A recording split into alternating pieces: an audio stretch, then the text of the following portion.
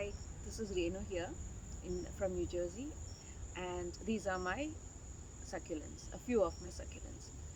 A lot of people have asked me why I drifted towards succulents when gardening. I basically love plants. So why did I move towards succulents?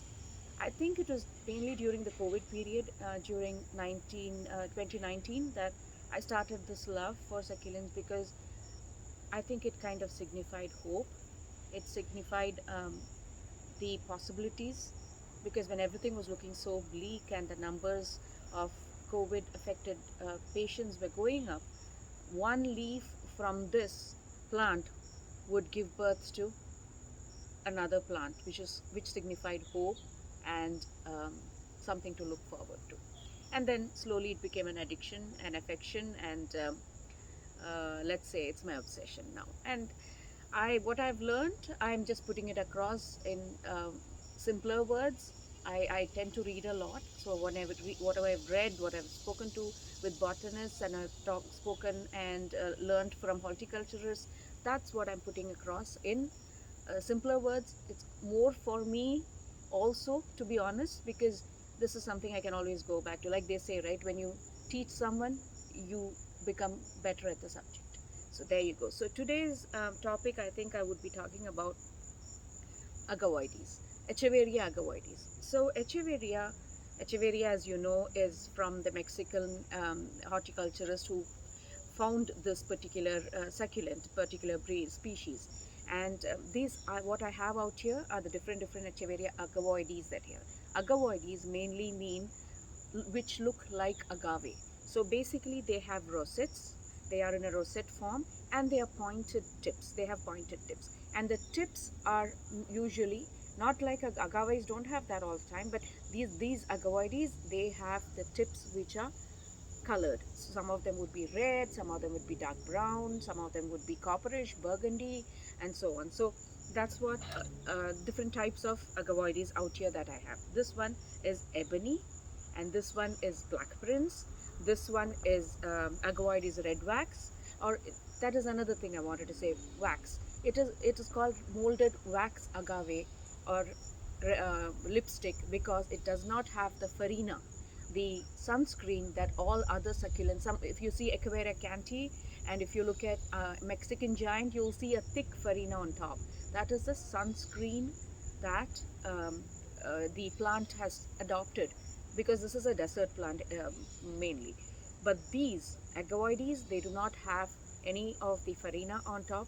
They instead have a very smooth, waxy feel, and that is why, and glossy look, and that is why they're called molded wax agave, sometimes molded wax Echeveria or succulent plant.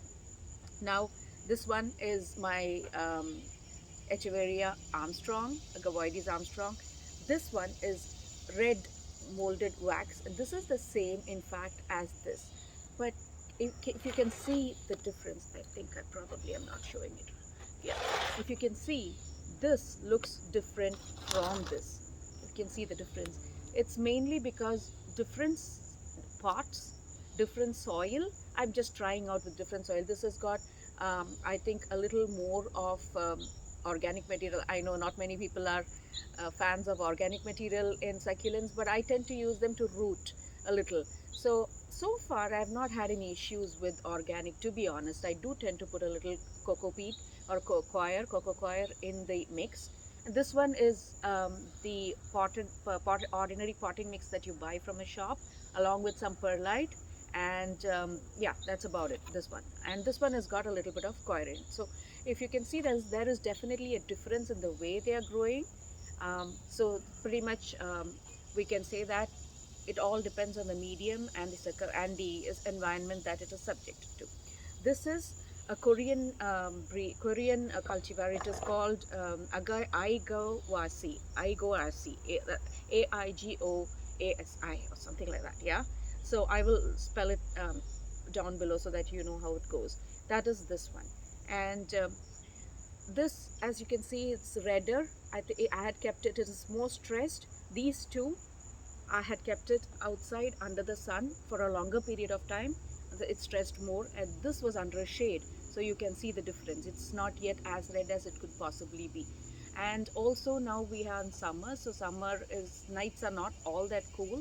So once the weather drops, temperature drops and nights become cooler, you will obviously see that these will start becoming a little, start showing out its color more.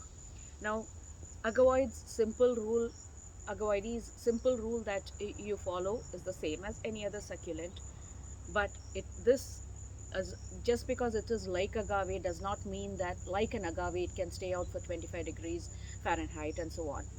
Mostly I would suggest that it would stay till about 30, 35 degrees is what 40 is for most succulents, and this one I would suggest maybe 30 would be what you're looking at, after which you cannot have them outside. They have to come back inside, and they have to be inside, um, protected from the frost. So they are not hardy in the northeast, but definitely you can grow them in less humid areas and definitely in desert lake areas.